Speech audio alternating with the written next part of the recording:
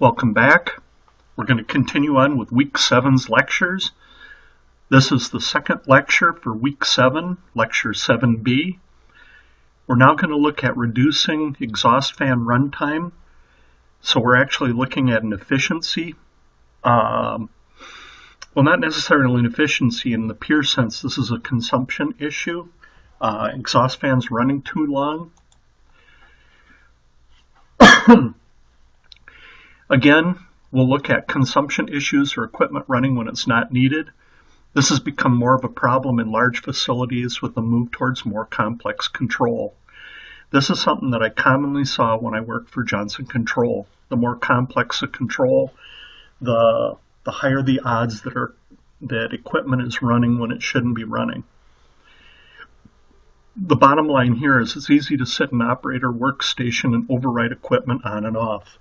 That's the root or the start of the problem. In some types of control systems, overrides, when an operator goes in at a workstation and puts in an override, they actually stay in place until the operator removes the override. This may or may not happen going into the future. Now Johnson, the older versions of Johnson, the NCM era, when you went in and put an operator override on a piece of equipment, on a binary output or an analog output, that override stayed in until somebody went in and got rid of it. Now there were two ways to get rid of it. There was a release and an auto, which we won't get into. One was a good thing, one was not so good a thing. But the bottom line here is the override stayed in until somebody went in and got rid of it.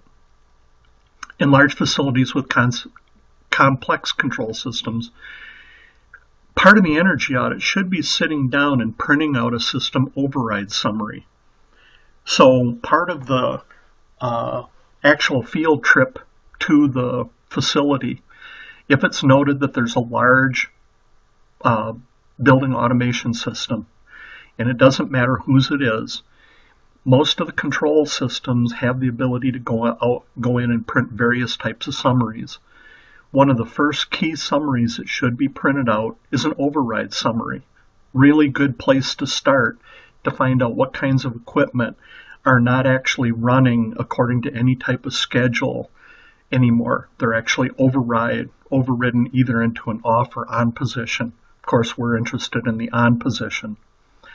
Now, when we look at that, we're going to have to sit down with somebody and find out if they truly need to be in the override or if there's simply something or some things that are overlooked that can be taken out.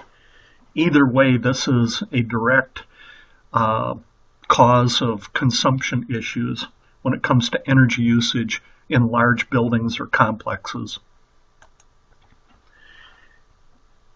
Now, let's turn our attention specifically to exhaust fan.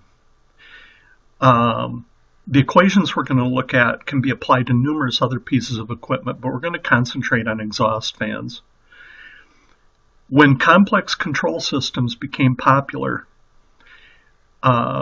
which I'm sure a number of you realize out there, each individual control point, and when I say control point, I'm talking about analog in, analog out, digital in, digital out, they were expensive.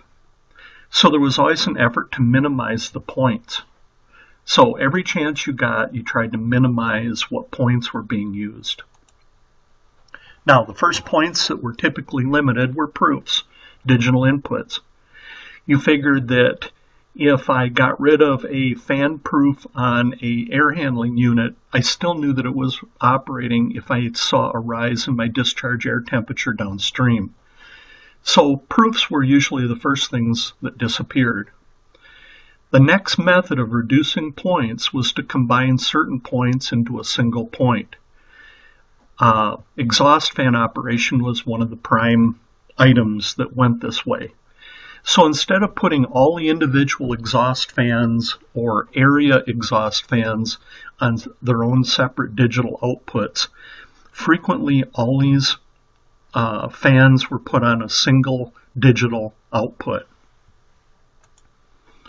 The problem with this is the fans will all run under now the same schedule. If that schedule doesn't fit what's happening in the building, so if one set of bathrooms are needed to operate for a special event, maybe a weekend or an evening, the operator would come in and put the exhaust fans in override for this event. Well, they're not just turning on one exhaust fan, they're turning them all on. And again, the override will remain in there until the operator removes the override. Now, the funny thing is our building here at Granger is exactly set up like that. All the exhaust fans for the different kitchen areas or break areas, bathrooms, are all lumped under one binary output. And when I first got here, guess what? The exhaust fans ran 24/7. They were in override because our building frequently has special events. So they'll have an evening where they'll have something going on and they need the exhaust fans running in the bathrooms. So, perfect example of some place that should be specifically looked at. Now, exhaust fans running when not needed increases costs in three major areas.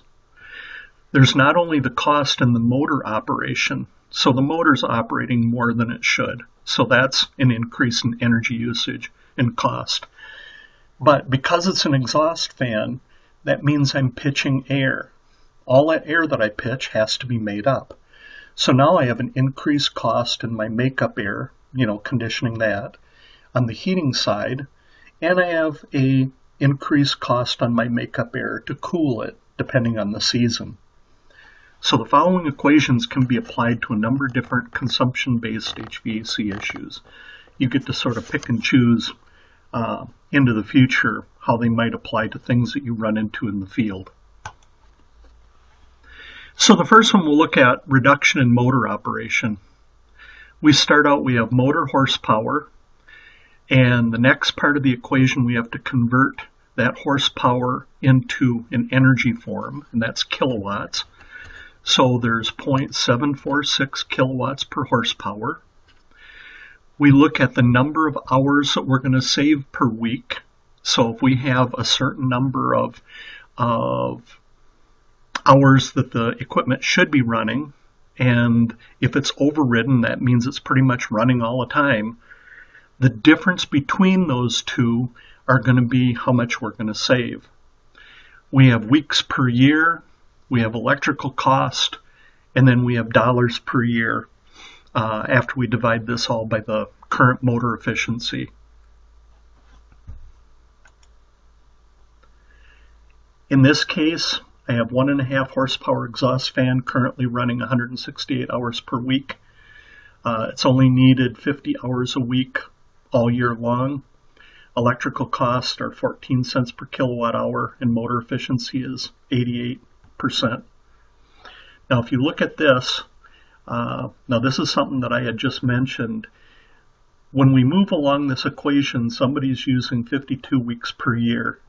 There's actually a little more than 52 weeks per year, but in this case, most of these hand calculations are simply looking at whether we should do something or not.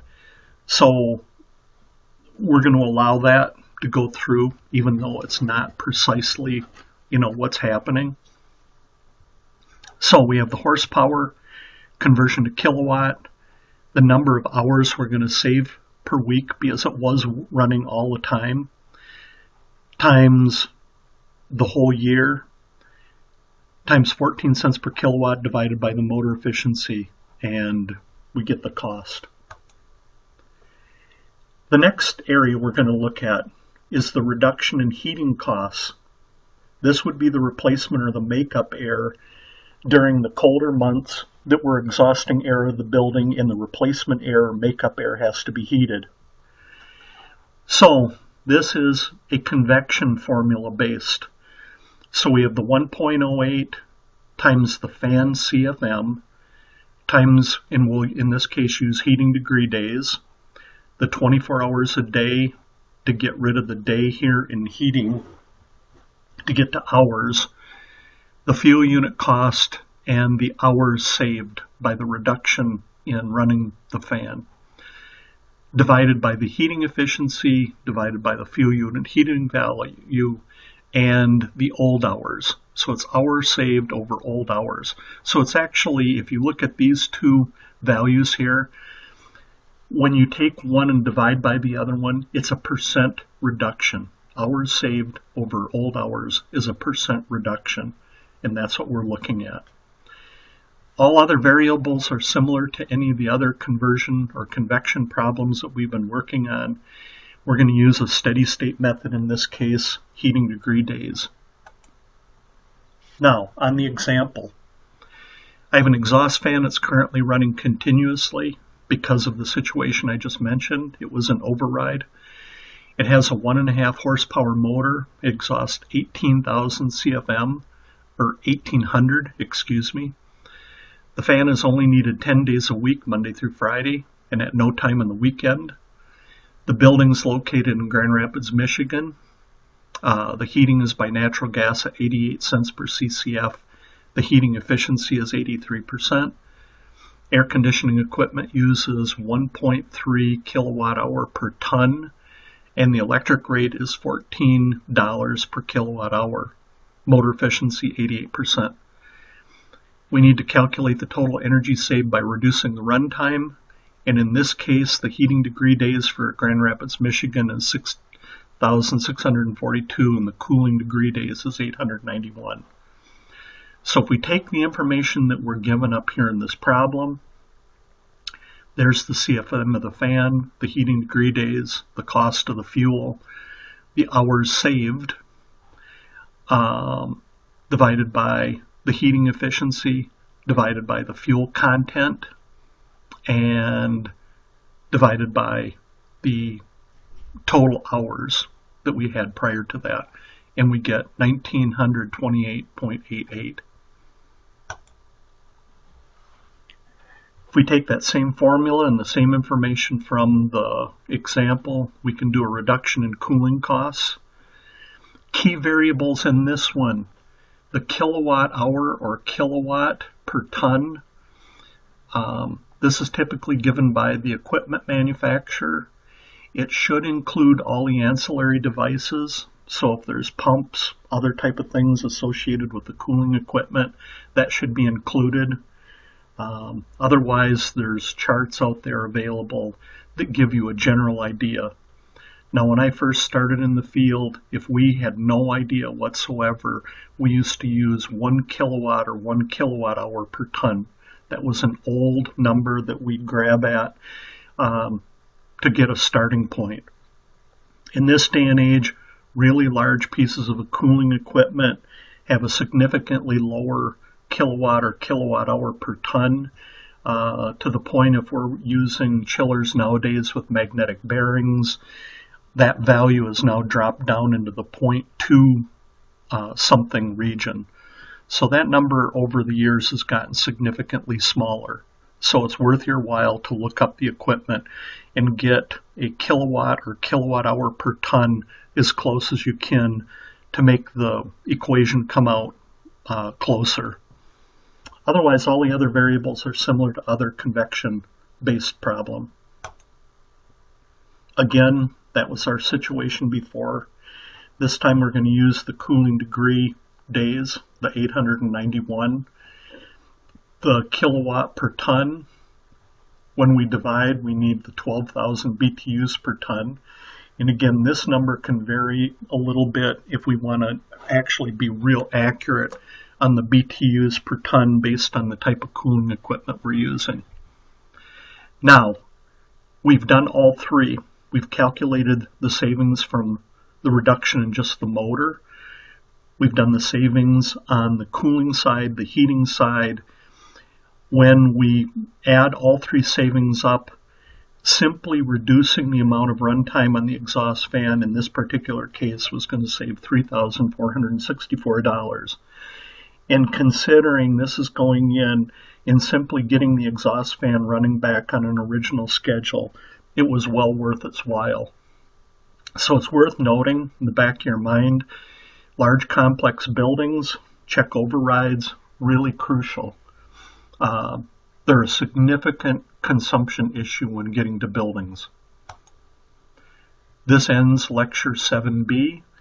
When you're ready, you can proceed to Lecture 7C, which is the final lecture for Week 7. Thank you.